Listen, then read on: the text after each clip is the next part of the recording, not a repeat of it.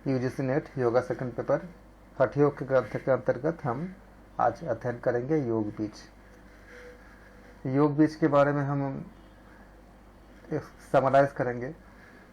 योग बीज ये ग्रंथ रचयिता इनके महायोगी गोरखनाथ जी है। एक प्रश्न आपका यहाँ से आपका होती है कि योग बीज ग्रंथ के रचयिता कौन हैं, तो आप बताओगे कि गोरखनाथ जी हैं। इस ग्रंथ में भगवान आदिनाथ शिव को बताया गया है। आदिनाथ शिव जी है तथा देवी माँ पार्वती के बीच में ये संवाद है। इस ग्रंथ में योग को नाथ मार्ग बताया गया है। याद रखिएगा, योग को नाथ मार्ग कहा गया है। ये आपका एक क्वेश्चन बन जाता है एग्जाम्स के लिए। इसमें योग को क्या बताया गया है? नाथ मार्ग कहा गया है।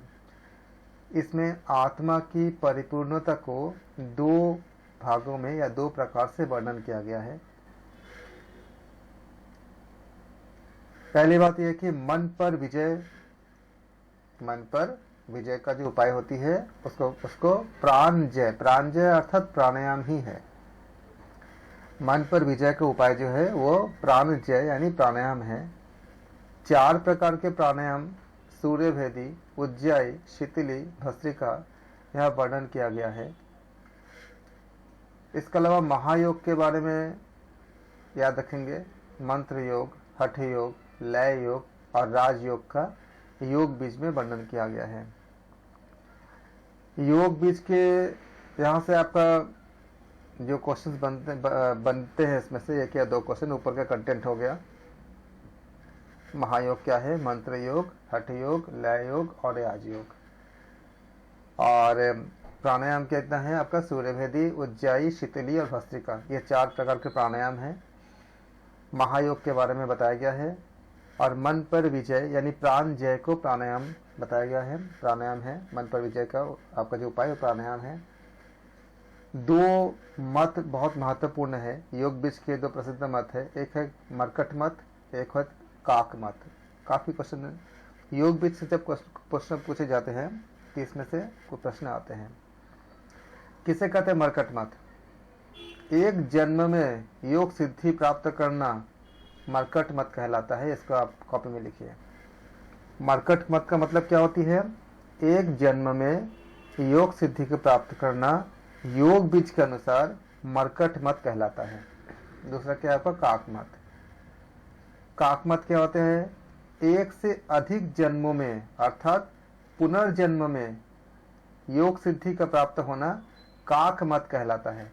ये मरकट मत और काक मत में प्रश्न पूछे ही जाते हैं जब भी योग बीज से कोई प्रश्न पूछने होते हैं या आते हैं। तो सिद्धियां योग बीज में 2 प्रकार के सिद्धियां का बताई गई है बातें। 2 प्रकार की सिद्धियां होती है।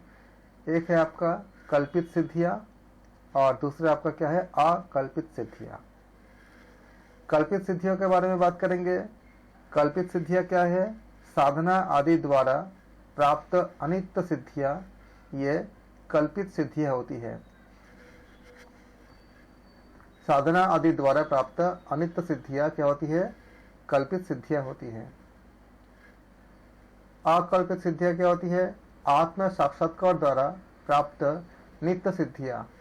आत्म साक्षात्कार द्वारा प्राप्त नित्य सिद्धियां अकल्पित सिद्धियां कहलाती है। तो कल्पित क्या बोलेंगे? साधना आदि द्वारा प्राप्त जो आपका अनित्य सिद्धियां है वो क्या होती है? कल्पित सिद्धियां कहलाती है। अकल्पित क्या होती है? आत्म साक्षात्कार द्वारा प्राप्त नित्य सिद्धियां। आत्म साक्षात्कार द्वारा प्राप्त नित्य सिद्धियां क्या कहलाती है? अकल्पित सिद्धियां कहलाती है योग बीज ग्रंथ के अनुसार। योग बीज के अनुसार आप लोगों ने इसको नोट कर लिया। इसके बाद कुछ बातें मैं लिख के बताता हूं, इसका आप लोग याद रखेंगे। योग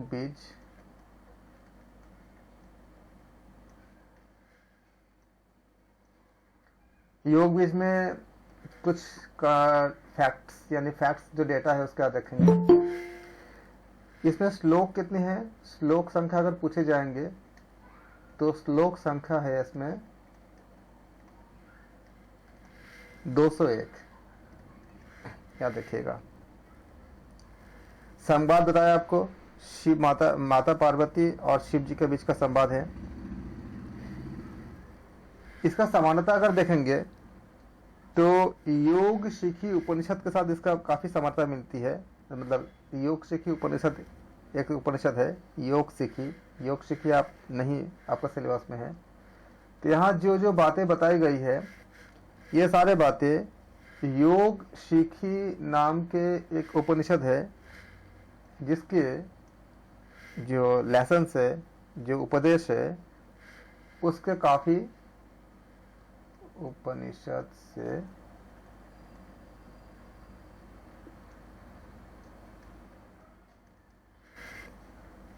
समानता है योग बीज के।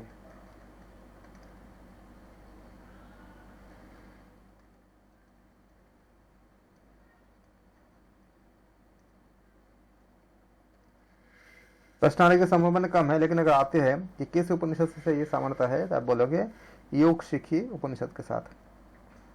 इसमें जब शुरू किया गया है, सबसे पहले उत्पत्ति, स्थिति और संहार करने वाले देश आपका देव जो है, उत्पत्ति, स्थिति और संहार तीनों के लिए बताया गया कि इनको आदिनाथ शिव को बताया गया है, जो उत्पत्ति, स्थिति और संहार तीनों के लिए। और इसलिए इस ग्रंथ में आदिनाथ शिव को नमस्कार करके तहैया आपका शुरू होती है। इसमें देवी का प्रश्न होते हैं और शिव जी, भगवान शिव इसको उत्तर देते हैं। देवी का प्रश्न संख्या पहला प्रश्न होती है, आप इसमें कह सकते हो कि देवी का प्रश्न, देवी या माता पार्वती का प्रश्न।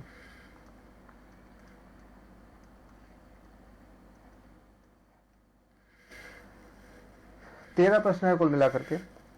पहला प्रश्न क्या है कि सभी जीव सुख, पहला प्रश्न क्या है, प्रश्न नंबर 1 उन्होंने किया था, माता ने किया था कि जितने जीव है वो सुख दुख रूपी माया से आवृत है, उनकी मुक्ति का उपाय क्या है?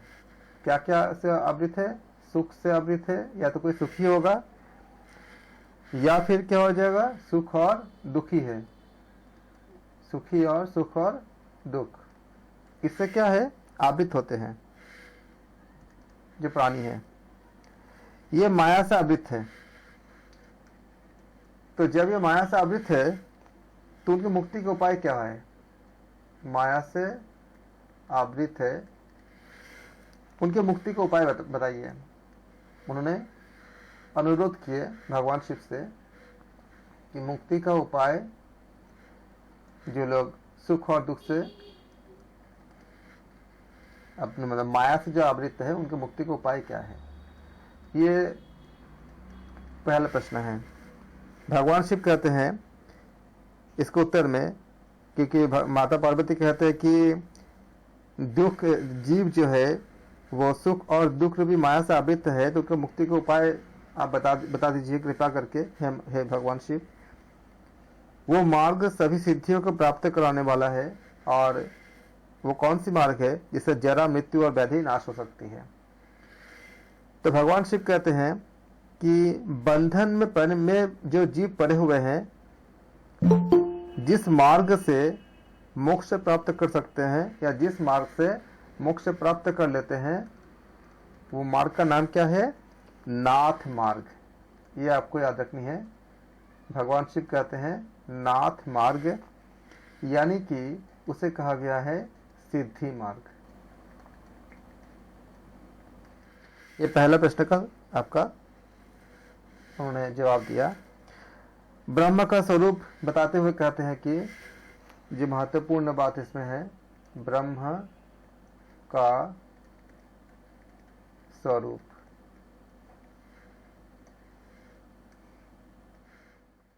तो ब्रह्म का स्वरूप क्या बताया गया इसमें? वह ब्रह्म कला रहित है, मतलब निष्कल। तो ब्रह्म है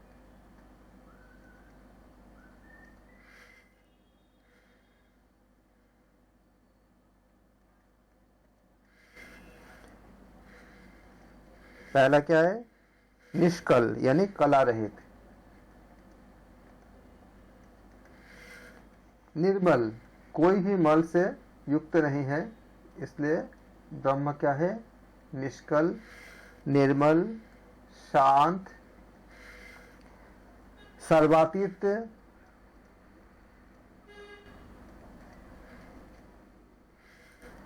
और निरामय तथा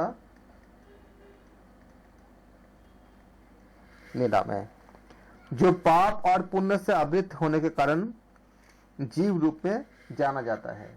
तो ब्रह्म क्या है? निष्कल, निर्मल, शांत, सर्वातीत और निरामय है, जो पाप और पुण्य से आवृत होने के कारण जीव रूप में जाना जाता है। ये पहला प्रश्न था और उसका उत्तर था।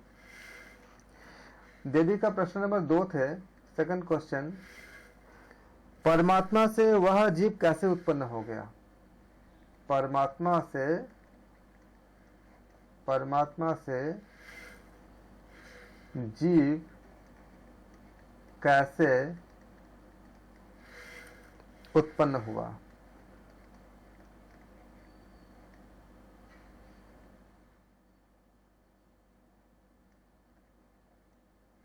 ये आपका था प्रश्न संख्या 2। भगवान शिव कहते हैं इसके आंसर में, जैसे जल में बुलबुला उत्पन्न होता है वैसे ही उस ब्रह्म में सर्वप्रथम अहंकार उत्पन्न हुआ। तो क्या हुआ? ब्रह्म में सर्वप्रथम, जिसको हम लोग सांख्य दर्शन में भी और बाकी में भी हम देखते हैं, सर्वप्रथम अहंकार उत्पन्न हुआ। अहंकार तो आप जानते हो, इसके बारे में आप लोगों ने पढ़े भी हैं सांख्य दर्शन में। अहंकार उत्पन्न हुआ।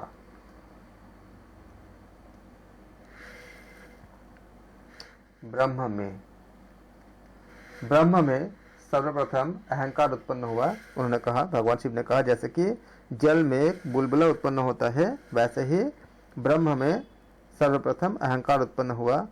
उसके बाद वह अहंकार पंचभूतात्मक पिंड रूप में परिणत हो गया। तो सबसे पहले क्या हुआ? आपका अहंकार उत्पन्न हुआ, फिर क्या हुआ? आपका पंचभूतात्मक पिंडों में क्या हुआ?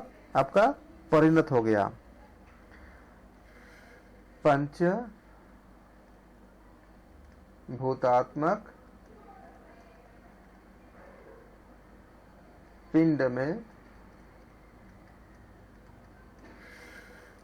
क्या हो गया? बदल गया, परिणत हो गया।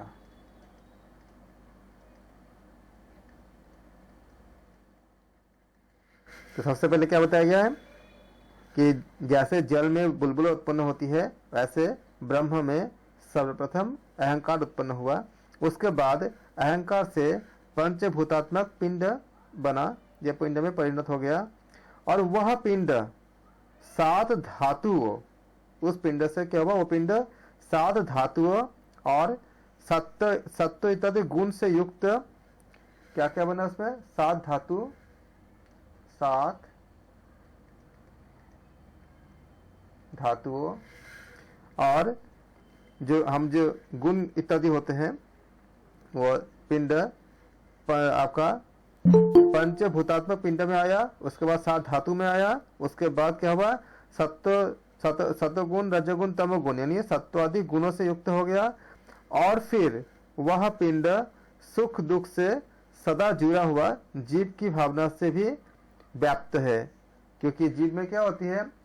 3 गुणों के कारण ही हमारे अंदर अच्छे बुरे की भावना आती है, सत्वगुण, रजगुण, तमोगुण। और हमारे शरीर में जो 7 या जो आपका जो धातु होती है, धातु के द्वारा हमारे शरीर का निर्माण होता है। तो इसीलिए बताया गया कि सबसे पहले क्या आया आपका?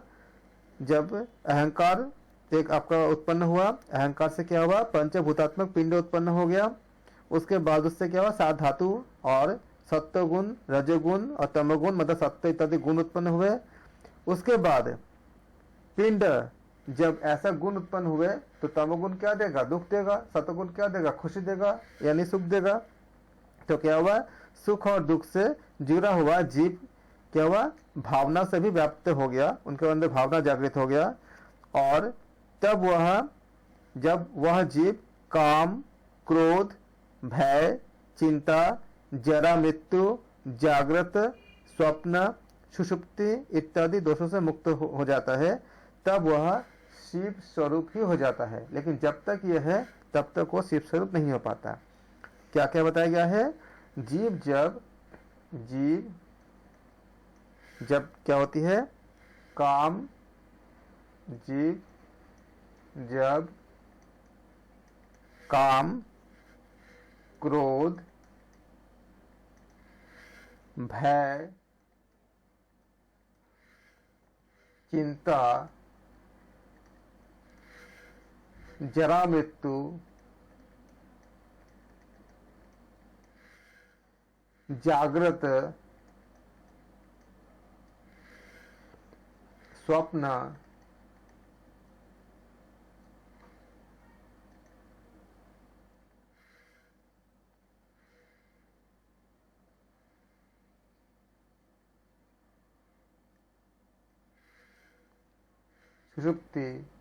सुषुप्ति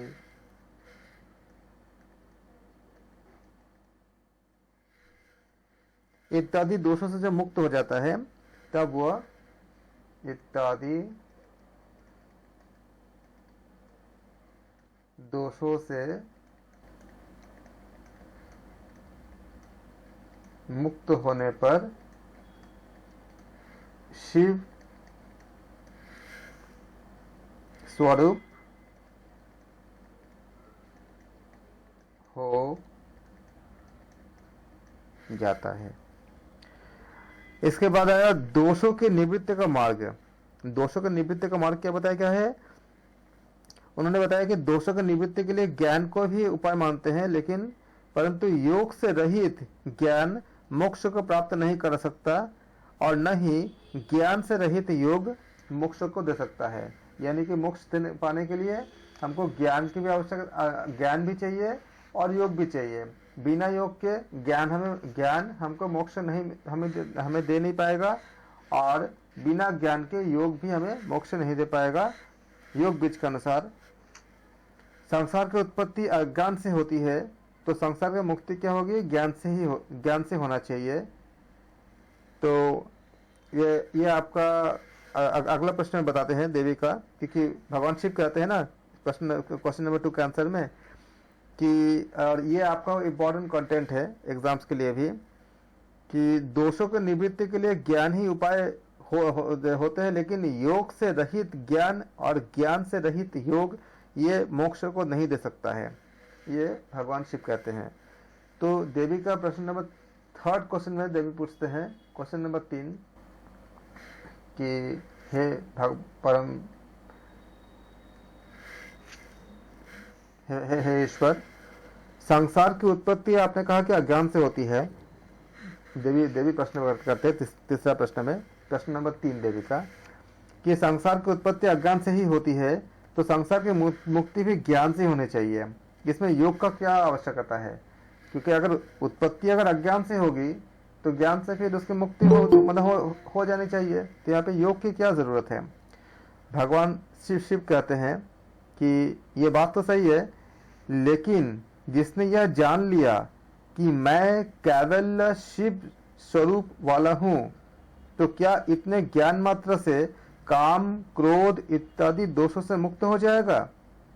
नहीं होगा। इसलिए ज्ञान के साथ साथ योग भी आवश्यकता है।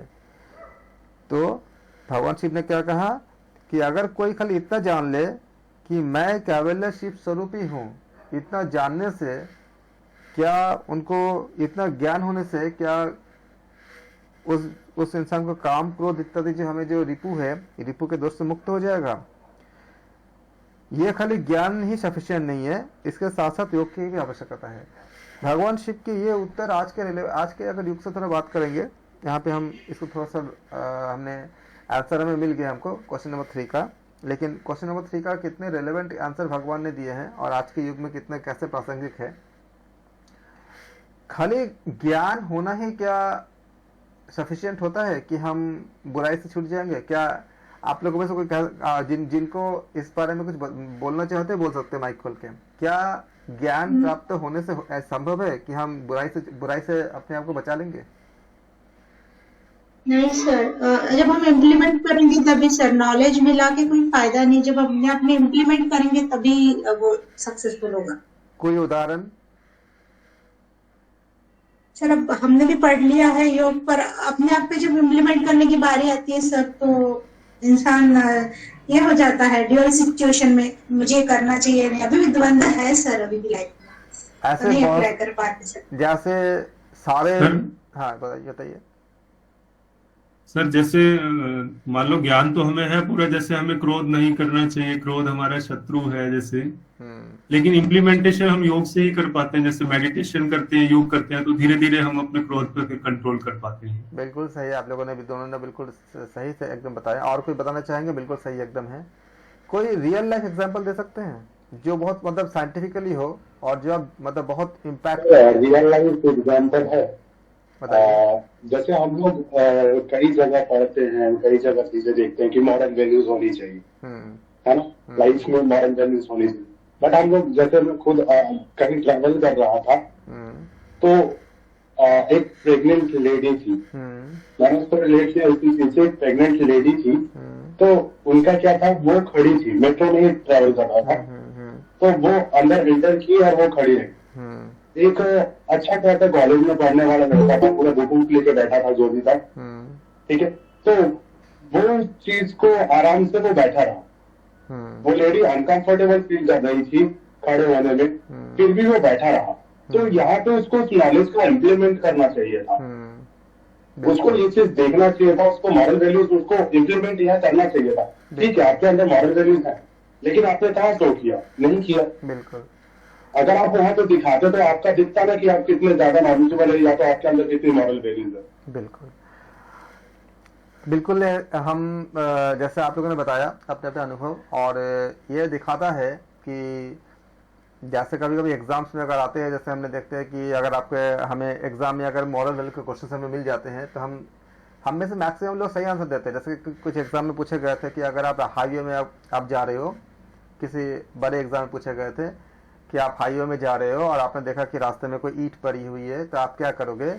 आप गाड़ी को रोक करके इस ईंटा या पत्थर जो है सामने पड़ी हुई है उसको आप साइड में कर दोगे, फिर गाड़ी लेके जाओगे, या क्या क्या ऑप्शन करोगे? तो मैक्सिमम लोगों ने यही आंसर दिया कि हम वहाँ रोकेंगे गाड़ी को और उसको मतलब वहाँ से हटा करके, फिर ताकि और किसी का एक्सीडेंट ना हो, हम जाएंगे। लेकिन हकीकत में क्या सब लोग ऐसे कर पाते? लेकिन पता सबको है, तभी तो सबने आंसर दिया। और भी कई जगह है, जैसे हम जानते हैं कि हर जो आपका जो चिकित्सा के क्षेत्र में जितने भी आपके बड़े बड़े जो विद्वान हैं, सबको पता है कि किसी भी, चाहे वो चिकित्सा के किसी भी क्षेत्र में है, किसी भी आपका किसी भी ब्रांच के वो ज्ञाता हो चिकित्सा विज्ञान के, सबको पता है कि स्मोकिंग करना, ड्रिंक करना कितने उसमें क्या क्या बुराइयां होती है, बॉडी में कैसे कैसे बुरा इफेक्ट पड़ता है, मन में क्या इफेक्ट पड़ता है, सब कुछ पता है। लेकिन क्या सारे चिकित्सा के जानने वाले या चिकित्सा जो विशेषज्ञ है, उनमें से क्या कुछ लोग ऐसे भी मिल जाते हैं जो खुद भी शायद स्मोक करते हो? तो उनसे ज्यादा बड़ा ज्ञान किसको हो सकता है, जो इतने लंबे आपका अध्ययन कर रहे हैं और उसी में मतलब सारा कुछ उनका सब कुछ उन्होंने अध्ययन किया, तब भी अपने विकारों को नहीं कर पाते, जबकि ज्ञान तो है ही है कि स्मोकिंग करना, ड्रिंकिंग करना ये नहीं करना चाहिए। वैसे ही हम जितने लोग हम योग पर के अध्ययन करते हैं, हम सबको पता है कि ये भी पता है कि क्यों होता है, और ये भी पता है कि प्राणायाम ध्यान कितने ज़रूरत है। लेकिन क्या हम सब जानने वाले सबको प्राणायाम कर पाते हैं? जबकि प्राणायाम करने से क्या होती है, हमारे बुराइयां खत्म हो जाती है। तो जब तक हम अगर आप नाड़ी शोधन प्राणायाम नहीं करते हो, तो क्या होता है, वो बुराई पता है कि ऐसा नहीं होना चाहिए, तब भी हम उससे बाहर नहीं निकल पाते। जैसे आप चिकित्सा विज्ञान के क्षेत्र में किसी भी फील्ड में, किसी भी ब्रांच के चिकित्सा विज्ञान के, या किसी भी आपका मतलब कोई भी शाखा के हो चिकित्सा विज्ञान के, सब लोगों को पता है कुछ कुछ मतलब बेसिक बातें कि क्या नहीं करना चाहिए शरीर के लिए, क्या करना चाहिए, तनाव नहीं लेना चाहिए, या स्मोकिंग नहीं करना चाहिए, या ड्रिंक नहीं करना चाहिए, या सब चीज़ें पता है। लेकिन कुछ कुछ लोग उनमें से ऐसे होते हैं, कुछ लोग तो बिल्कुल नहीं करते, कंट्रोल कर लेते हैं, अपने आप को अच्छे रखते हैं, और कुछ लोग नहीं रख पाते हैं। कुछ लोग ऐसे भी होते हैं जो नहीं रख पाते हैं। तो ज्ञान की तो कमी नहीं है, ज्ञान तो है ही है।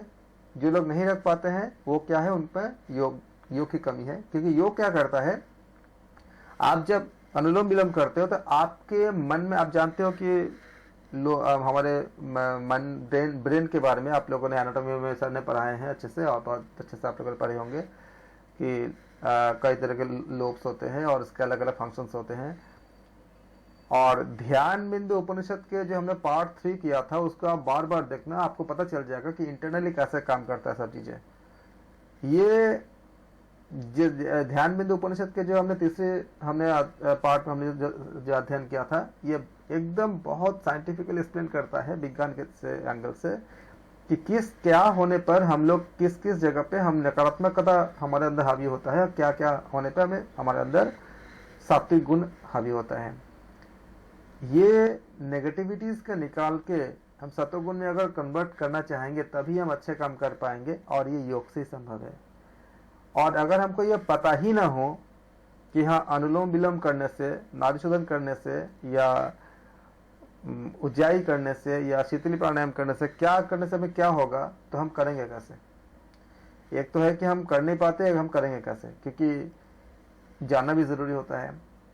तो आप देखते हो इस तरह से कि आज के युग में भी भगवान शिव ने कितनी ज्यादा, हम खाली थोड़ा सा जोड़े, आप लोगों ने बिल्कुल बहुत अच्छे से जोड़ा सबने अपने अपने अनुभव के साथ, और आगे भी ये हमने जो चर्चा की है इससे आप लोग कनेक्ट कर पाओगे कि कितनी ज़्यादा मोरल वैल्यूज़, कितनी मोरलिटी, कितने विज्ञान, कितनी सारी चीज़ें इसमें इंक्लूडेड है एक छोटी छोटी बातों में।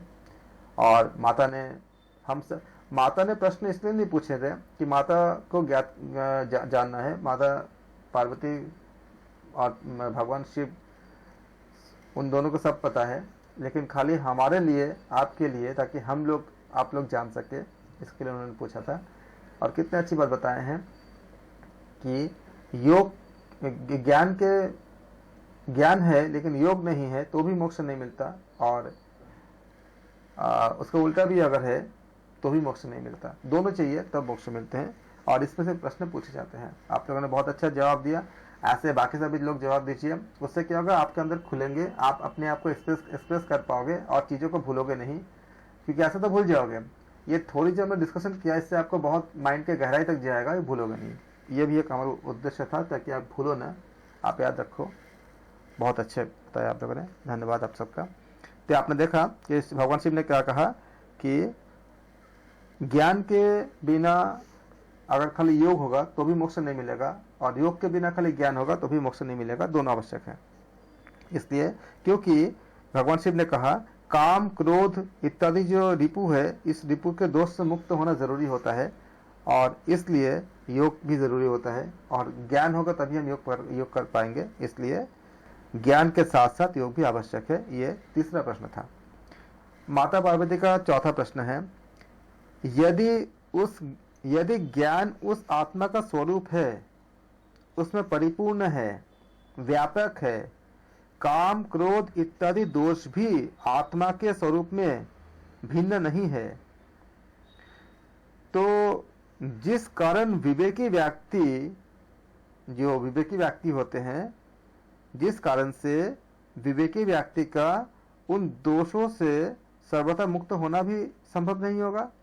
यानी माता पार्वती कहते हैं कि यदि ज्ञान उस आत्मा का स्वरूप है, उसमें परिपूर्ण है, व्यापक है, तो फिर काम, क्रोध इत्यादि दोष भी आत्मा के स्वरूप से भिन्न नहीं हुए ना, तो वो भी उनमें हुए, जिस कारण से विवेकी व्यक्ति का उन दोषों से सर्वथा मुक्त होना भी संभव नहीं है। तब भगवान शिव, ये चौथा प्रश्न था, भगवान शिव कहते हैं कि परिपूर्णता, भगवान शिव कहते हैं कि परिपूर्णता दो तरह से होती है। क्वेश्चन 4 के लिए भगवान शिव कहते हैं परिपूर्णता दो तरह से होती है, एक होती है सकल, एक होती है सकल, और दूसरा होता है निष्कल। भगवान शिव कहते हैं एक होती है सकल, एक होती है निष्कल। सकल में क्या होती है? सकल स्वरूप में क्या होती है? अहंकार का स्फुरन और संसार की स्थिति उत्पन्न होती है। परंतु निष्कल स्वरूप क्या होती है? यह निर्मल होता है। निष्कल क्या होती है आपका? सकल में क्या होती है आपका? इसमें अहंकार का स्वरूप होता है। अहंकार स्वरूप से सकल स्वरूप से क्या होती है? अहंकार का स्फुरन होता है और उससे क्या होती है? संसार की स्थिति उत्पन्न होती है। इससे क्या होगी? संसार की स्थिति उत्पन्न हो जाएगी। जब अहंकार की स्फुरन जब होती है तो संसार की आपके स्थिति यानी कि संसार की जो हम देखते हैं स्थिति उत्पन्न होती है। लेकिन निष्कल जो बताया गया है, निष्कल स्वरूप में भगवान शिव कहते हैं निष्कल स्वरूप क्या होती है? निर्मल होती है। इससे एक तो आपका निर्मल, कोई मल नहीं होता, निर्मल होगा और क्या होगा? शांत होगा। और क्या होगा? जब निष्कल होते हैं, निर्मल होती है, शांत होती है और इससे उत्पत्ति होती है इत्यादि के बारे में भगवान शिव ने कहा। जो निष्कल होते हैं इससे क्या होती है? आपका निर्मल होती है, शांत होती है, निष्पत्ति और क्या होती है? स्थिति। ये इन दोषों से मुक्त होता है। स्थिति इन दोषों से इत्यादि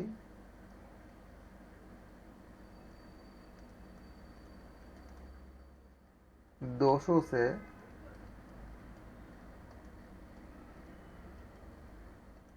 मुक्त होता है।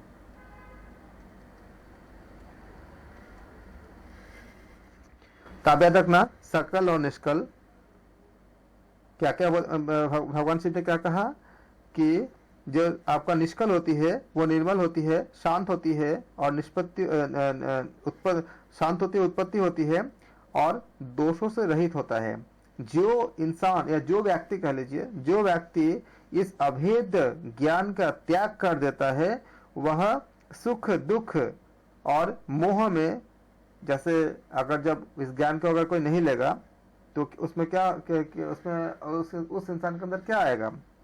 अगर कोई व्यक्ति इस अभेद ज्ञान का त्याग कर देगा तो क्या मिलेगा उसको? सुख दुख मोह में क्या हो जाएगा? मग्न हो जाए, आप उसको उसी में डूब जाएगा, मतलब मगन रहेगा।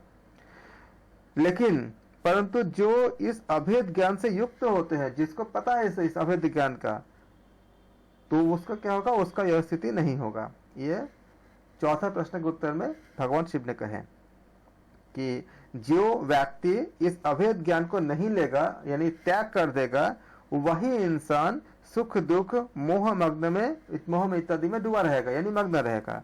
लेकिन जो व्यक्ति इस अभेद ज्ञान को अपने में समाहित कर लेगा, युक्त होगा, उसके साथ ये स्थिति नहीं आएगा जो इस ज्ञान से युक्त होगा। यानी युक्त मतलब जो अपने आप में इस ज्ञान को धारण करेगा। ये चौथा प्रश्न था। फिर देवी का भगवान शिव से माता पार्वती प्रश्न संख्या 5 करते हैं। भगवान शिव देवी मामा ये प्रश्न करते हैं 5वें प्रश्न में, ज्ञानी व्यक्ति के लिए संसार में कुछ भी जानने योग्य शेष नहीं रहता, तो जब उसने आत्मा के अभेद स्वरूप को जान लिया है तो उसका मोक्ष क्यों नहीं होता? क्योंकि आपने कहा ना कि ज्ञानी व्यक्ति जो होता है, ज्ञानी व्यक्ति का संसार में कुछ भी जानने को शेष नहीं रहता, तो जब उसने आत्मा के अभेद स्वरूप को जान लिया है तो उस ज्ञानी व्यक्ति का मोक्ष क्यों नहीं होता? यानी ज्ञानी जो व्यक्ति होंगे उनका मोक्ष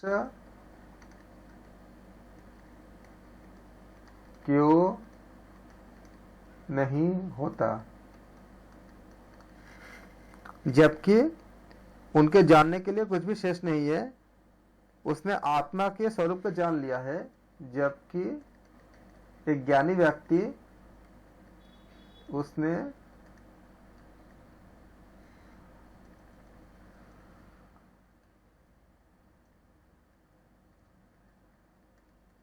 आत्मा के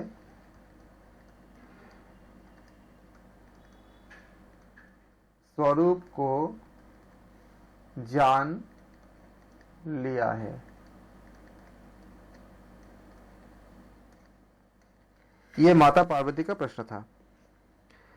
तब शिव जी उत्तर देते हैं कि शरीरधारी जो होते हैं वो दो प्रकार के होते हैं। आंसर में भगवान शिव कहते हैं शरीरधारी जो होते हैं वो दो तरह के होते हैं। शरीरधारी ये दो तरह के होते हैं।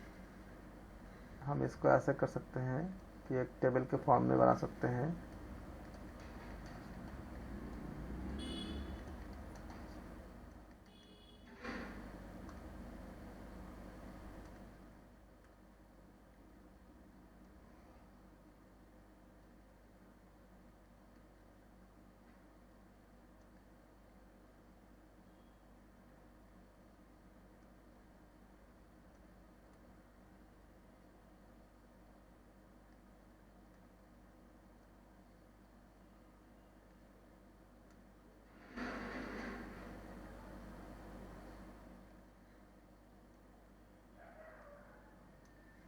आप लोग लिखते जाइए साथ साथ। एक होती है भगवान शिव कहते हैं, एक होती है आपका अपक्व, अपक्व जो अपरिपक्व जिसे कहते हैं आप लोग।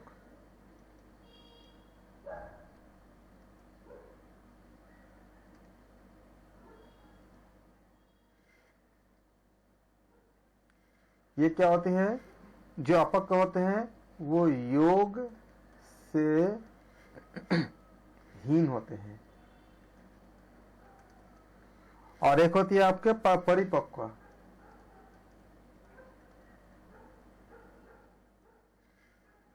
ये क्या होते हैं? योग से युक्त होते हैं।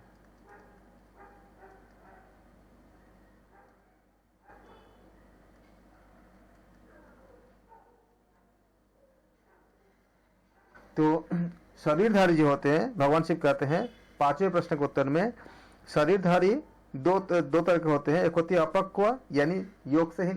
इन्हीं शब्दों का इस्तेमाल कीजिएगा। अपक्व यानी योग से हीन, और दूसरा क्या है? परिपक्व जो योग से युक्त होते हैं। योग के अग्नि के द्वारा यानी योगाग्नि कह सकते हो आप। योगाग्नि के द्वारा पक्व शरीर वाले शोक से रहित, जो मतलब परिपक्व जो शरीर वाले शोक से रहित होते हैं, उनका कोई शोक नहीं होता। और अपक्व शरीर वाले जड़ दुख से युक्त होते हैं क्योंकि वो अपक्व है, क्योंकि योग से हीन है।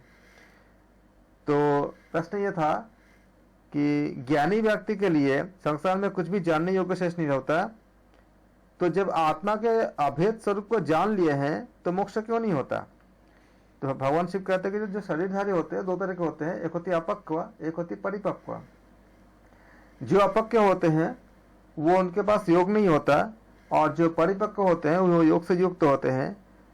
और योग के अग्नि के द्वारा यानी योगाग्नि के द्वारा जो शरीर पक जाते हैं तो उस ऐसे शरीर में शोक से रहित होते हैं। और अपक्व शरीर वाले क्या होती है? जड़ और दुख से युक्त होते हैं क्योंकि उनके पास योग नहीं होता। इसलिए जो ज्ञानी व्यक्ति है उनका मोक्ष नहीं होता, और क्योंकि उनके पास पूरा योग युक्त नहीं होते। इसी बात को भगवत गीता में भी अलग अलग तरह से बताया गया है, बात से भी बताई गई है। ये पांचवा प्रश्न था। सर यहाँ मतलब ज्ञानी व्यक्ति का मतलब ये मान लें कि वो योग से युक्त नहीं है। अब ये बताओ रावण के पास ज्ञान कम था क्या? सबसे बड़ा ज्ञानी मतलब अगर ज्ञानी अगर योग से युक्त है तो मोक्ष हो जाएगा। अगर योग से युक्त नहीं है तो मोक्ष नहीं होगा। ज्ञान कितना ही हो जाए, अब जब हम इसको इम्प्लीमेंटेशन कर पाएंगे तभी हमें मुक्ति मिलेगी। क्योंकि ज्ञानी खाली ऐसा नहीं है कि रावण ही, आज के युग में भी बहुत ज्यादा मतलब बहुत अच्छे मैं आपको एग्जांपल दे सकता हूँ, लेकिन हमारे वीडियो का कंटेंट काफी बड़ी हो जाएगी तो मैं उसे खुद को ही बचा रहा हूँ। मैं मतलब अपने आप को रोक के रखा हूँ, नहीं तो मैं डिस्कशन में चले जाता और मैं चर्चा करता बहुत तरह से। उसके बाद ही, क्योंकि उसके बाद ही अगर मैं चर्चा करने जाऊंगा तो पूरा एनाटॉमी आ जाएगी, जो ब्रेन के जो लोब उसके बारे में मैं बात करता मैं। जो 5 लोब्स है, उसी लोब्स के बारे में चला जाता है, उसी में सब कुछ डिस्कस करता। फिर मैं आपको बताता कि इसी के ऊपर सिगमंड फ्रॉइड ने बहुत से काम किए थे और उन्होंने देखा था कि उन्होंने अपने लंबे समय लिए थे, उन्होंने करीब एक 40 ईयर्स को उनके पास एक मतलब उन्होंने बहुत लंबा समय सारा काम किए थे और उन्होंने पाया था कि उन्होंने ऐसे लोगों से जाके मिले जो एक्चुअली आपका जो पागल है और उनसे जो बात किया उन्होंने देखा कि उनसे एक खास तरह से बात करने पे वो इतनी अच्छी बात बता देते हैं, इतनी अच्छी बात कहते हैं जिसके बारे में कल्पना करना भी मुश्किल है कि वह पागल है। तो उन्होंने पाया कि उसके बाद कि ब्रेन के जो अलग अलग आपका जो लेयर्स होते हैं, मतलब उसमें जो बताया गया है कि 3 आपका सामने का ब्रेन, पीछे का ब्रेन, उसके बाद कई तरह की चीज़ें आई सामने और उसके आधार पर हम अगर बात करेंगे तो फिर वही बातें आती है, ज्ञान तो होती है लेकिन जब योग नहीं होती है तो हम वहाँ से अपने आप को क्योंकि योग नहीं होता है तो हमारे जो वाइब्रेशन इत्यादि तरंगे होती है वो सुषुम्ना से आपका कनेक्ट नहीं हो पाती है। जब तक सुषुम्ना से कनेक्ट नहीं होगा तब तक हमें वो चीज़ नहीं मिलती, फिर हमें वहाँ तक जाना पड़ेगा। इसलिए मैंने छोड़ दिया, मैंने ज़्यादा बात नहीं कर रहा उस पे ऊपर, क्योंकि हमें खाली कंटेंट पे ही रहे। एग्ज़ाम बात करेंगे सारे कि ऐसा जो होता है वो होता क्यों है, क्योंकि जब तक आप सुषुम्ना में अपने आप को जोड़ोगे नहीं, जानने से नहीं होता, उस तरंगे वाइब्रेशन वहाँ से जाना होता है और वाइब्रेशन को वहाँ उस जगह तक लेके जाने, ईरा और पिंगला का बीच में जो सुषुम्ना है उसमें जो आपका जो ब्रह्म नाड़ी है उसमें से लेके जाने के लिए योग के द्वारा हम लेके जा सकते हैं। आप जानते हो कि प्लेन से आप अगर जाओगे तो यहाँ से यहाँ पहुँच जाओगे, लेकिन प्लेन से जाओगे तभी तो पहुँचोगे। जानने से क्या होता है, हम जानते हैं कि यहाँ से प्लेन से जाओगे मुंबई हमें 1 घंटे में या 1.5 घंटे पहुँच जाऊँगा, लेकिन खाली जानने से हम पहुँच जाएंगे। वैसे ही हम अपने जो प्राण को जब सुषुम्ना में स्थापित करेंगे तब जाके हमें उन सब चीज़ों से मुक्ति मिलेगी, खाली जानने से नहीं होगा।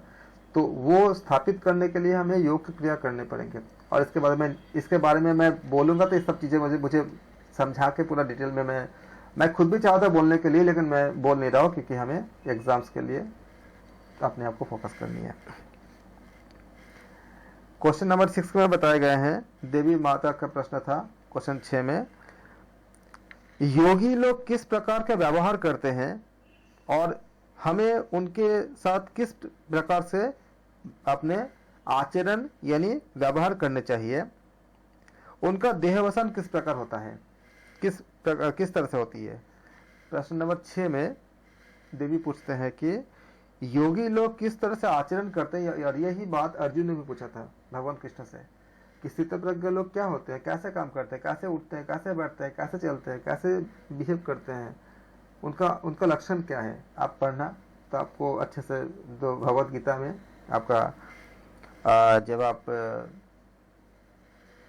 कर्मयोग के बारे में इत्यादि में पढ़ते हो तो आप देखोगे इसमें मिलेंगे। तो ये इसी बात को देवी का प्रश्न नंबर 6 में बताए गए हैं कि योगी लोग किस प्रकार का बिहेवियर करते हैं, व्यवहार करते हैं, और हमें उनके साथ किस प्रकार का व्यवहार करना चाहिए, उनका देहवसन किस तरह से होते हैं। अब भगवान शिव कहते हैं कि योग रूपी अग्नि के प्रभाव से योगी अपने शरीर को जीत लेता है और उसे इंद्रियों के योगी जब योग रूपी अग्नि के प्रभाव से, क्योंकि उन्होंने योग किए, भगवान से पहले बोले थे कि ज्ञान और योग दोनों चाहिए, तो योग रूपी अग्नि के प्रभाव से योगी अपने शरीर को जीत लेता है, उसे इंद्रियों के विषय और पंच महाभूतों के गुण प्रवाहित नहीं करते। ऐसा शरीर देवों को भी प्राप्त नहीं हो पाता, उसके लिए संसार में कुछ भी करने को लायक शेष नहीं रहता और किए हुए जो भी किए होते हैं उससे वह लिप्त नहीं होता। यहाँ भगवान शिव का ये उत्तर है। भगवान नारायण यानी श्री कृष्ण भी भगवद गीता में इसी तरह से उनका जवाब भी दिए थे।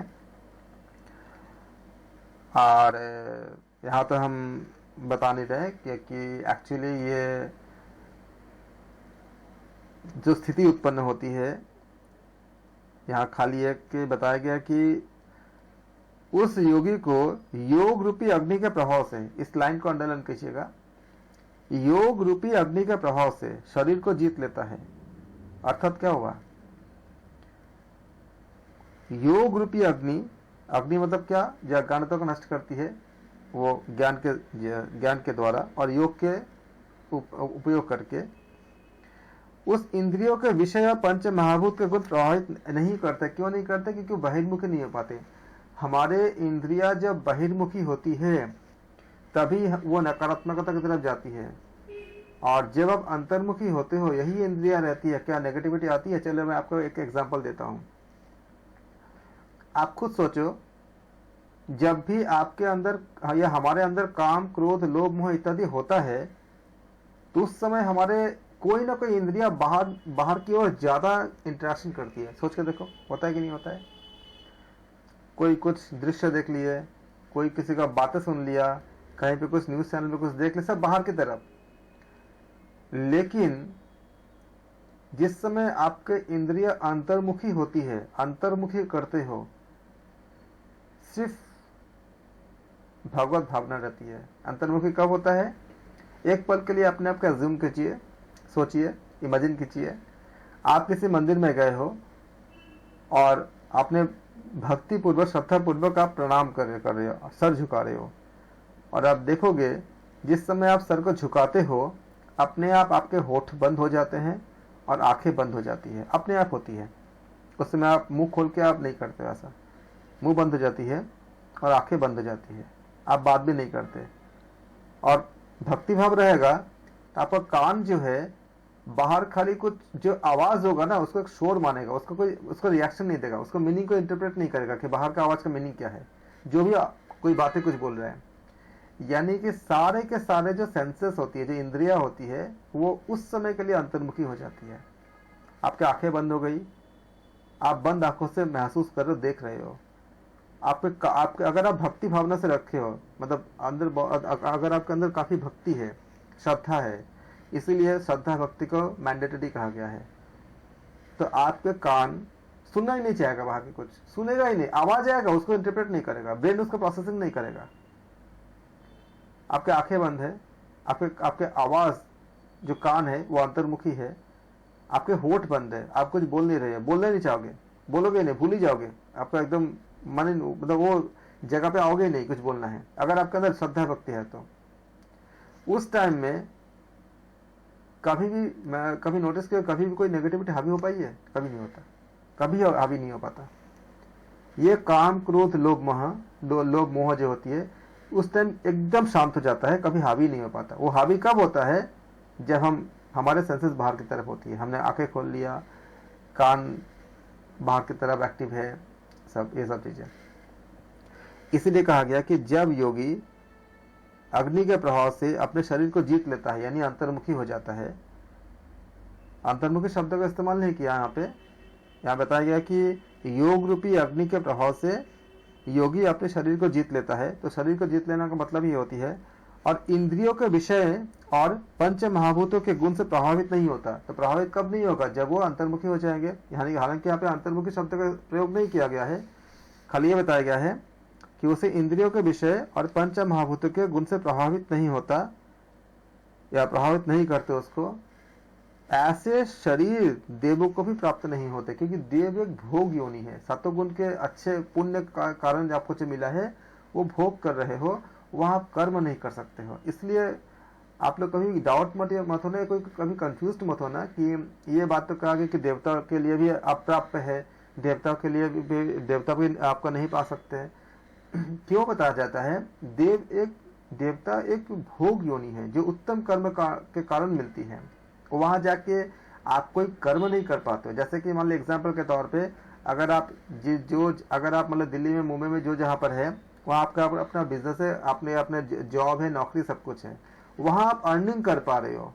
लेकिन अब अगर आप बाहर चले जाओगे, अपनी जगह से अर्निंग छोड़ के कहीं घूमने जाओगे, तो आप शायद हो सकता है कि आप 5 स्टार होटल में रहते हो, क्योंकि आपके पास काफी आपने अर्निंग करके रखा है, पुण्य भी ऐसा ही है। लेकिन वहां जाकर आप अर्निंग कर पाते हो? नहीं कर पाते। आप खर्च कर पाते हो? आपने जो पहले जो अर्निंग करके रखा है, लाखों करोड़ों रुपए जो आपने कमा के रखा होंगे, उसका सुखद फल आप एक 5 स्टार होटल में भोग रहे हो। लेकिन वहां जो मजदूर है वो अर्निंग कर रहा है, वो काम कर रहा है। तो एग्जाम्पल क्या हो गया? एग्जाम्पल वही हुआ ना कि यहाँ देखो, यहाँ जो जॉब है, ये जो काम है, ये आप एक मजदूर को कहा जाएगा कि देखो तुम तो कमा रहे हो, क्योंकि तुम भले ही तुम 100 रुपये कमा रहे हो, लेकिन जो होटल में जो बैठ के जो लाखों रुपए रोज जो खर्च कर रहे हो, वो भी आपको ये जॉब पा नहीं सकता है। कुछ एग्जाम्पल ऐसा बनता है, क्योंकि वहाँ आपका क्या है, वहाँ आपका अर्निंग का सोर्स नहीं है, वहाँ आपका आपने जो अर्निंग करके रखा है उसका खर्च करने का सोर्स है। आप वहाँ पर खर्च कर रहे हो, आप 3 स्टार 5 स्टार 7 स्टार में बैठे हो, आप सुख भोग कर रहे हो, लेकिन आप वहाँ पे जाके उस साधारण जो जॉब कर रहे हैं इंसान, जो एक लेबर भी जॉब करे, उसको नहीं कर पाते आप, क्योंकि वहाँ पे आपको जॉब नहीं मिलेगा। आपने जो कमा के गए हो उसको आप उसमें खर्च कर सकते हो, उसका आप सुख भोग कर सकते हो। सेम तरह से जो अच्छे पुण्य कर्मों के कारण जो देव योनि मिली है, वहाँ पे वो भोग कर सकते हैं, लेकिन वो उनका कर्म करेंगे भी तो काउंट नहीं होती है। इसलिए कहा जाता है, जहाँ भी ये बातें कही जाती है कि देवता के लिए भी अप्राप्त है, इसका आशय ये होता है, क्योंकि वो एक आपका भोग योनि होता है, उत्तम योनि में आता है, लेकिन भोग योनि होता है।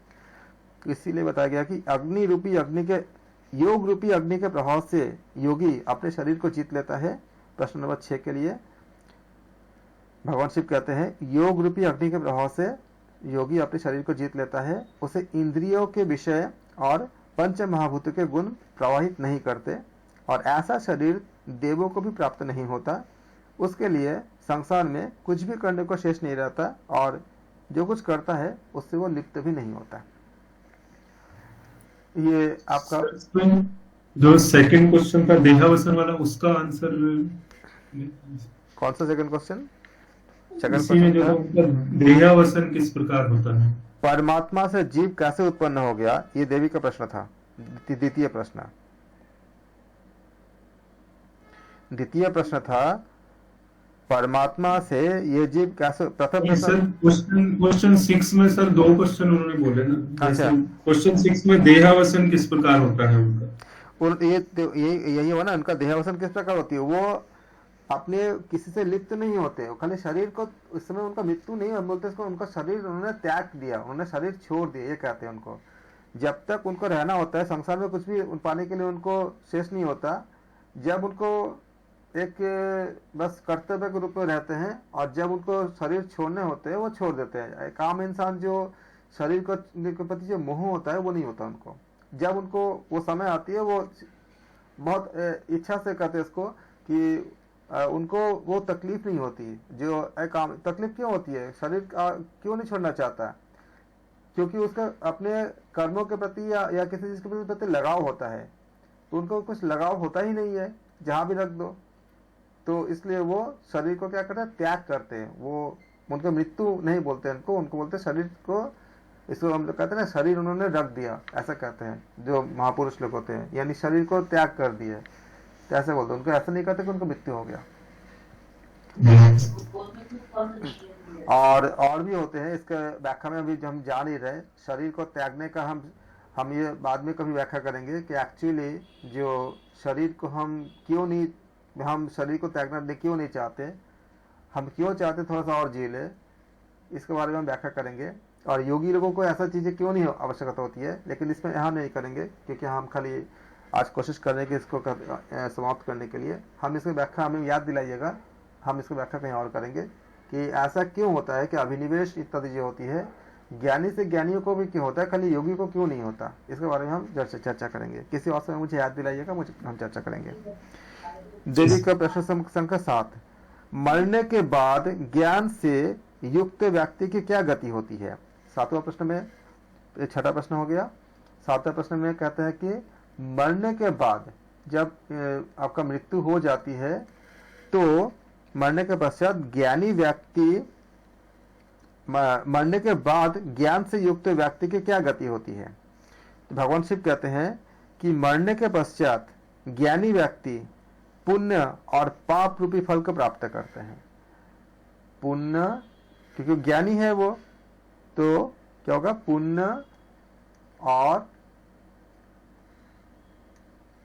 पुण्य तथा पाप जो भी उन्होंने किया है जीवन में, रूपी फल को प्राप्त करते। कभी मौका मिलेगा तो आप लोगों से मैं गरुड़ पुराण के बारे में जो चर्चा करेंगे, जो हमारे सिलेबस के बाहर है, इसलिए एग्जाम की बात करेंगे कल। बहुत अच्छा लगेगा आप लोगों को। पुण्य तथा पाप रूपी फल को प्राप्त करते हैं, यह आपका आंसर था, सात्विक आंसर। क्योंकि देवी का प्रश्न था मरने के बाद ज्ञान से युक्त व्यक्ति की क्या गति होती है, तो उत्तर में बताते हैं भगवान शिव, मरने के पश्चात ज्ञानी व्यक्ति पुण्य और पाप रूपी फल को प्राप्त करता है। फिर देवी का प्रश्न नंबर 8 होता है, अन्य ग्रंथों में कहा गया है ज्ञान से ही मोक्ष होता है, तो ज्ञानियों का मोक्ष क्यों नहीं होता और योगियों का क्यों हो जाता है। यह 8वां प्रश्न था, देवी का प्रश्न संख्या 8 था। हे भगवान शिव, अनेक ग्रंथों में ऐसा कहा गया है ज्ञान से ही मोक्ष होता है, ऐसे बहुत से ग्रंथों में कहा गया है, तो ज्ञानियों का मोक्ष क्यों नहीं होता, ज्ञानियों का मोक्ष क्यों नहीं होता और योगियों का क्यों हो जाता है। भगवान शिव का उत्तर है, जब तक हम योग का आचरण नहीं करेंगे तब तक केवल ज्ञान से ही मोक्ष नहीं हो सकता, केवल ज्ञान से ही मोक्ष नहीं हो सकता। ज्ञान का आचरण करते हुए अनेक जन्मों के पश्चात योग की प्राप्ति होती है, जबकि योग का आचरण करने पर उसी जन्म में ज्ञान की प्राप्ति होती है। इस बात को आप लोग लिख लीजिए अपने अपने कॉपी में। भगवान शिव कहते हैं ज्ञान का आचरण करते हुए, ज्ञान का आचरण करते हुए अनेक जन्मों के पश्चात योग की प्राप्ति होती है। लिख लीजिए साथ में, जबकि योग का आचरण करने पर उसी जन्म में ज्ञान की प्राप्ति होती है। ये योग बीज ग्रंथ के अनुसार बहुत महत्वपूर्ण बात है कि ज्ञान का आचरण करते हुए अनेक जन्म के पश्चात योग की प्राप्ति होती है, जबकि योग का आचरण करने पर उसी जन्म में ज्ञान की प्राप्ति होती है। अतः मोक्ष प्राप्ति के लिए योग से श्रेष्ठ मार्ग कोई नहीं है। ये भगवान शिव का उत्तर था 8वें प्रश्न के लिए, देवी के 8वें प्रश्न के लिए। उसके बाद क्वेश्चन नंबर 9, देवी कहते हैं ज्ञान से बहुत जन्मों में योग की प्राप्ति और योग से एक जन्म में ज्ञान की प्राप्ति, इसका क्या प्रमाण है। आपने जो बताया अभी प्रश्न संख्या 8 के उत्तर में, है भगवान शिव, ज्ञान से बहुत जन्मों में योग की प्राप्ति और योग से एक जन्म में ज्ञान की प्राप्ति, इसका क्या प्रमाण है। ज्ञान से बहुत जन्म में योग की प्राप्ति तथा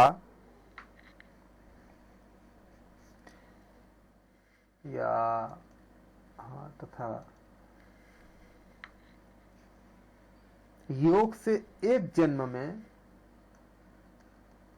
योग से एक जन्म में ज्ञान की प्राप्ति,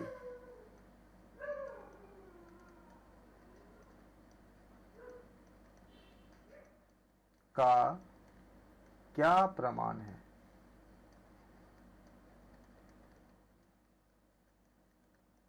योग बीज ग्रंथ के अनुसार भगवान शिव कहते हैं 9वें प्रश्न के लिए, गुरु मुख से यह जानकर कि मैं मुक्त हूं, ऐसा वह ज्ञानी मनन करने मात्र से मुक्त न होकर योग के अभ्यास से मुक्त हो पाता है। केवल मैं मुक्त हूं ऐसा वह ज्ञानी मनन करने से या मनन करने मात्र से मुक्त नहीं होता या मुक्त न होकर योग के अभ्यास से मुक्त हो पाता है। चित्त के शुद्ध होने पर आत्मज्ञान सहज ही प्रकट हो जाता है और उस योगी को एक ही जन्म में मोक्ष की प्राप्ति हो जाती है। चित्त के शुद्ध होने पर, क्योंकि जब चित्त शुद्ध होती है तभी ऐसा संभव है, इसीलिए कहते हैं कि सरल होने के लिए तब चित्त शुद्ध होती है। चित्त के शुद्ध होने पर आत्मज्ञान सहज ही प्रकट हो जाता है और उस योगी को एक ही जन्म में मोक्ष की प्राप्ति हो जाती है।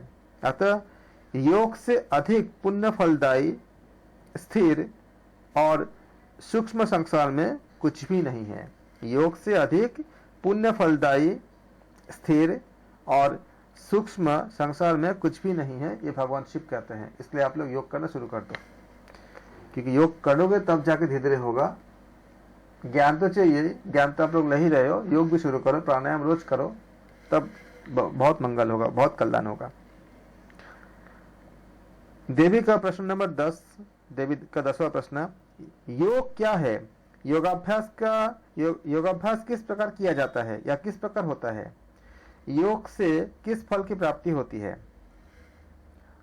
तो यहाँ आंसर 10 में भगवान शिव कहते हैं, योग की परिभाषा देते हैं। योग की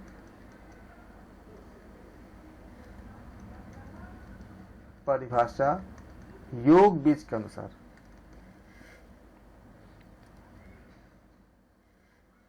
शॉर्ट में मैं लिखते रहा हूं, अपान और पान का, अपान तथा प्राण का अपने रज और, या ऐसे ले लो, रज ले लो, रज और वीर्य का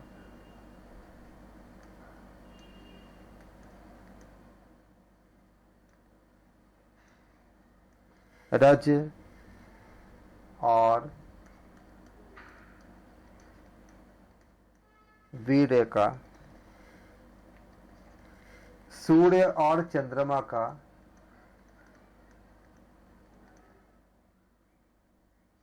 सूर्य तथा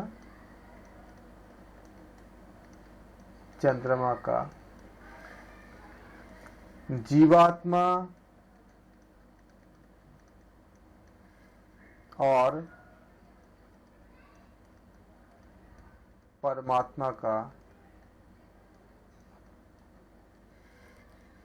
भगवान शिव कहते हैं कि योग क्या है?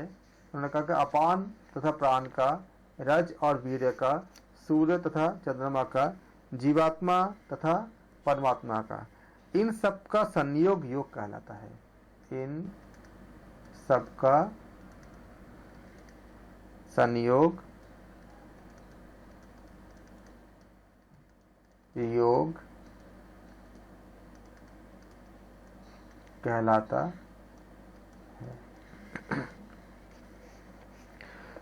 जिस गुरु की मरुत सिद्धि है उस गुरु की सेवा करना चाहिए। भगवान शिव कहते हैं, जिस गुरु से प्राप्त वस्त्र के द्वारा प्राणों का जय करे, उस गुरु से प्राप्त वस्त्र के द्वारा प्राणों का जय करे। जिस गुरु की मरुत सिद्धि है उस गुरु की सेवा करना चाहिए। फिर बताते हैं कि आपका वस्त्र का परिमाप योग बीज ग्रंथ के अनुसार वस्त्र का परिमाप क्या होती है? एक वितस्ती यानी 12 अंगुल लंबा, 4 अंगुल चौड़ा, इसको वेस्ट नंबर कहा जाता है। वस्त्र का परिमाप में बताते हैं, वस्त्र का परिमाप 12 अंगुल एक बितस्ती, इसका मान लो एक बितस्ती,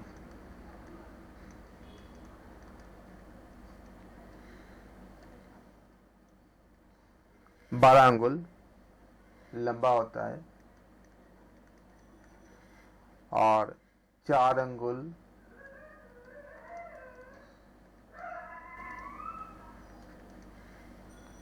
चौड़ा। इसे वेस्टा नंबर कहा जाता है। 4 कुंभक के बारे में बताया गया है। 4 कुंभक क्या क्या बताया गया है अभी बता दिया था आपको मैं। सूर्यभेदी, शीतली, उज्जाई और भस्त्रिका। इन 3 बंधों के साथ इनका जो तीन जो बंध होती है उनके साथ संभोग करने पर इनके साथ संबंध करने, मतलब अभ्यास कह लो कि इनके साथ आपका, इन तीनों के साथ जब हम अभ्यास करते हैं, संबंध मतलब उनके साथ कनेक्शंस करते हैं, तो ये अभ्यास करने पर केवली प्राणायाम सिद्ध होती है। यानी कि आप कह सकते हो कि जब ये 4 कुंभक, सूर्यभेदे, शीतली, उज्जाई और भस्त्रिका, इनका जब 3 बंधों के साथ हम इसका प्रैक्टिस करते हैं, अभ्यास करते हैं, तब केवली प्राणायाम की सिद्धि होती है। कुंभक में सूर्यभेदी का लाभ क्या बताया गया है? उदर के वात दोष, कंठ दोष, ये लाभ होती है, इसमें लाभ होती है। करते कैसे हैं? सूर्य से पूरक करते हैं कुंभक और चंद्र से रेचन करते हैं। उज्जाई कुंभक पर क्या होती है? लाभ किसमें होती है? कंठ के जो कफ दोष होते हैं, अग्नि प्रदीप्त, और सिर में जो जलोदर होती है, धातु रोगों का नाश होती है, ये लाभ होती है।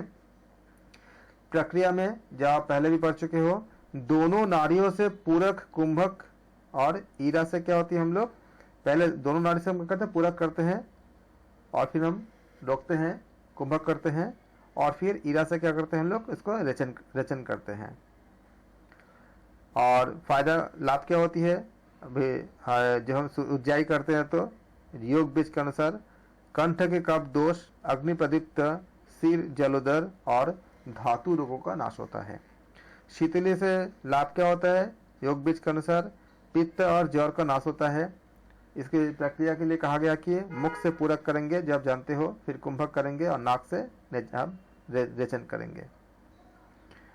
और भस्त्रिका प्राणायाम में जो आप पहले भी पढ़ चुके हो, इसके भस्त्रिका प्राणायाम के त्रिदोष नाशक होता है, अग्नि प्रदीप्त होता है, कुंडली जागरण होता है, सुखदायक होता है, भावों यानी वासना का जो होती है उसका नाश करता है, सुषुम्ना के मुख पर जो कफ होती है वो स्थित कफ का नाश करता है, और 3 ग्रंथियों का भेदन करती है। प्रक्रिया वही बताई गई थी जो आपका हठयोग प्रतिपिका में पढ़े हो आपने, सेम इसका प्रक्रिया था। 3 बंध के अंतर्गत भी आप जानते हो, मूल बंध ये आपका प्राण, अपान, नाद और बिंदु की एकता होती है। उड्डयन बंध, इसका लाभ क्या होती है? वृद्ध भी युवा होता है, और 6 माह करने से मृत्यु पर विजय प्राप्त होते हैं योग बीज ग्रंथ के अनुसार। जालंधर बंध क्या होती है? इससे अमृत की रक्षा होती है, जो हम पहले भी हम इसका अध्ययन कर चुके थे। फिर देवी का प्रश्न संख्या 11 आती है। 11 नंबर प्रश्न में देवी कहते हैं कि क्वेश्चन नंबर 11 में कि योग के 4 प्रकार का उपदेश कीजिए।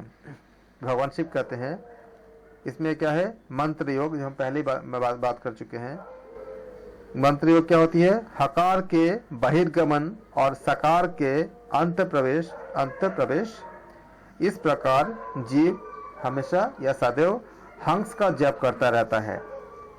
गुरु के उपदेश से सुषुम्ना में यह जप विपरीत यानी सोहम, हंस सोहम अर्थात सोहम ऐसा होता है, इसे मंत्र योग कहा गया है।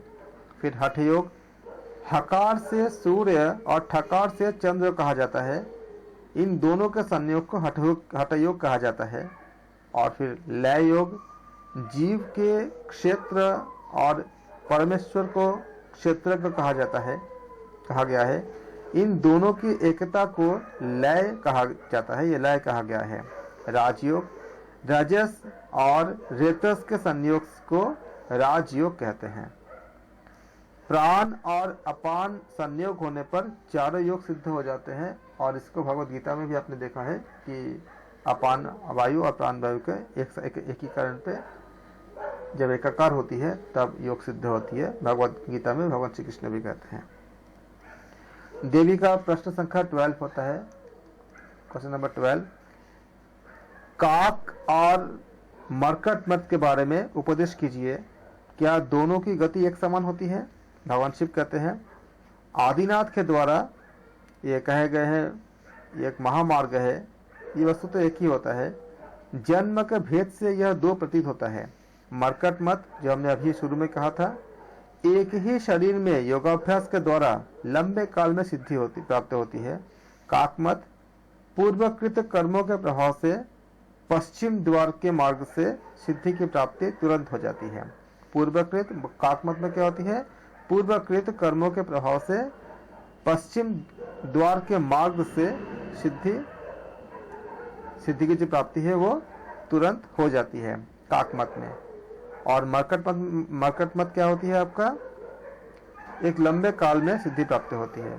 देवी का प्रश्न संख्या 13 है, निर्विकल्प चेतन तत्व की प्राप्ति के लिए सिद्धियों की क्या आवश्यकता होती है? भगवान शिव का उत्तर है 2 प्रकार की सिद्धियां होती है, एक होती है कल्पित, एक होती है अकल्पित। तो क्वेश्चन नंबर 13 में भगवान शिव कहते हैं कि 13 का आंसर एक आपका है कल्पित और एक होती है आपका अकल्पित। पहला है आपका ए, मान लीजिए इसको कल्पित। इसमें क्या होती है आपका? रस, औषध,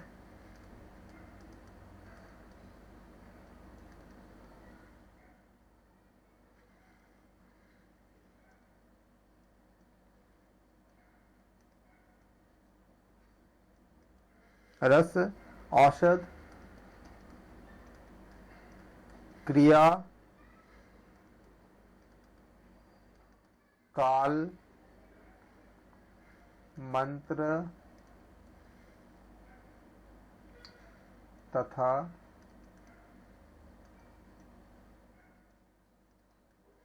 क्षेत्र मतलब शरीर।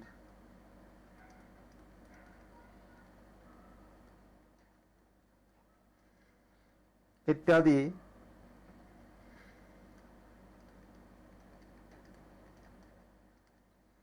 के साधन से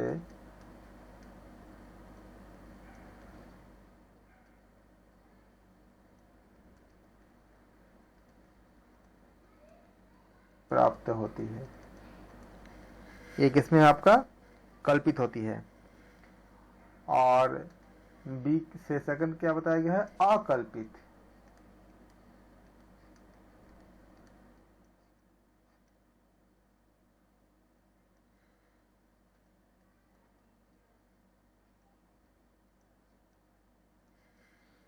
जो ईश्वरीय प्रिय है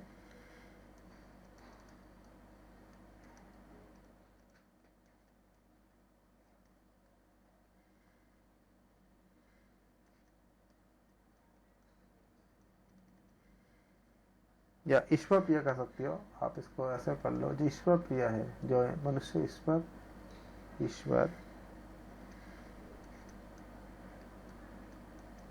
प्रिय है, आत्मा मात्र में स्थित है,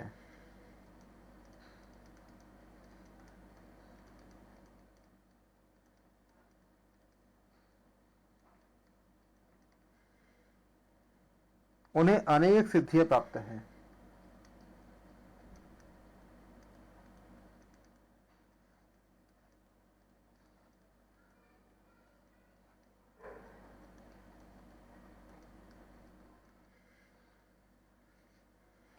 ये 13वां प्रश्न का उत्तर में भगवान शिव कहते हैं।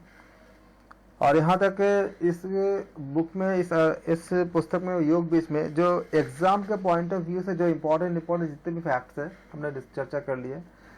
ये ग्रंथ बहुत बड़ी है और बहुत अच्छा भी लगेगा जब हम इस ग्रंथ को पूरा करेंगे। अभी हमने इतना किया जिससे हम एग्जाम में जो प्रश्न पूछे जाते हैं उसके बिंदु को हमने अच्छे से अध्ययन कर लिया। इसका आधार पर हमारा क्वेश्चन हम कर पाएंगे और इसको आप लोग अच्छे से कर लेंगे तो आपका योग बीच से जो प्रश्न आएंगे ये इतने में से आपका क्वेश्चन पूछे जाते हैं। ये आपको मेन फैक्ट्स है, इसके अंदर जितने बातें बताई गई है। Thank you so much. अगले क्लास में हम एक और हठ योग का ग्रंथ करेंगे। हम उसमें हमारे पास हम 6 तक कर चुके हैं, 8 में से हमारा 6 ग्रंथ खत्म समाप्त हो चुके हैं।